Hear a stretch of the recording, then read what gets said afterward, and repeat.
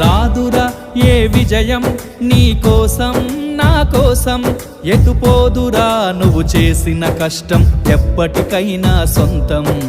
కాలంతో పయనించే వాడికి కానిది ఏముంది, సాధనతోనే సాధ్యమవ్వునని సదాశయంతో సాగర ముందుకు. రాదురా ఏ విజయం నీ కోసం నా కోసం, ఎటుపోదురా నువ్వు చేసిన కష్టం ఎప్పటికైనా సొంతం.